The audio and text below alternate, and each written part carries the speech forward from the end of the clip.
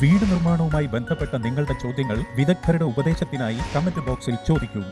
കൂടാതെ ഞങ്ങളുടെ വീട് നിർമ്മാണവുമായി ബന്ധപ്പെട്ട അപ്ഡേറ്റുകൾക്ക് ഞങ്ങളുടെ ചാനൽ സബ്സ്ക്രൈബ് ചെയ്ത് ബെൽ ഐക്കണിൽ ക്ലിക്ക് ചെയ്യൂ.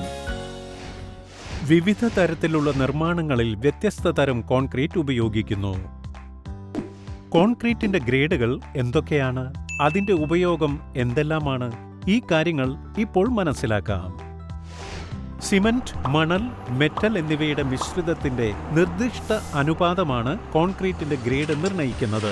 ഇത് ഘടനയെ ശക്തമാക്കുന്ന ആവശ്യകതകളെ ആശ്രയിച്ചിരിക്കുന്നു. സാധാരണഗതിയിൽ ഇവ സ്ഥിരമായി 5ന്റെ ഗുണിതങ്ങളായിരിക്കും, അതായത് M10, M15, M20 എന്നിങ്ങനെ. ഇവിടെ M10ൽ 28 ദിവസത്തെ ക്യൂറിംഗിന് ശേഷമുള്ള കോൺക്രീറ്റിന്റെ കംപ്രസീവ് ശക്തി 10 Nm/mm² അല്ലെങ്കിൽ 10 MPa ആയിരിക്കും. സാധാരണയായി ഗ്രേഡ് M10 മുതൽ M25 വരെയുള്ള കോൺക്രീറ്റ് ആണ് ഉപയോഗിക്കുന്നത്.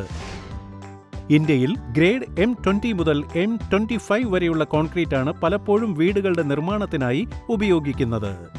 ഉയർന്ന കെട്ടിടങ്ങളിലും ഡാമുകൾ, പാലങ്ങൾ, ജലസംഭരണികൾ തുടങ്ങിയ ജലവുമായി ബന്ധപ്പെട്ട നിർമ്മാണങ്ങളിലും ഉപയോഗിക്കുന്ന ഒരു പ്രത്യേക കോൺക്രീറ്റ് ഡിസൈൻ മിശ്രിതമാണ് ഇതിന്റെ പരിഹാരം.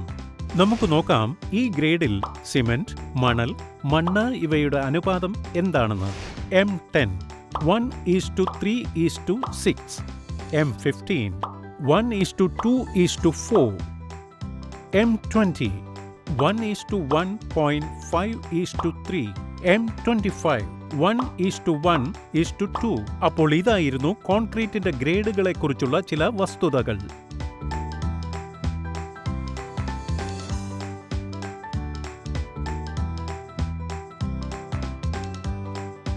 നിങ്ങൾക്ക് ഇതുമായി ബന്ധപ്പെട്ട എന്തെങ്കിലും ചോദ്യങ്ങളുണ്ടെങ്കിൽ ചുവടെ നൽകിയിരിക്കുന്ന അഭിപ്രായ വിഭാഗത്തിൽ ഞങ്ങളെ അറിയിക്കുക. കണ്ടുകൊണ്ടിരിക്കൂ ഘർ കി ബാത്ത് അൾട്രാടെക്കിൽ നിന്ന്.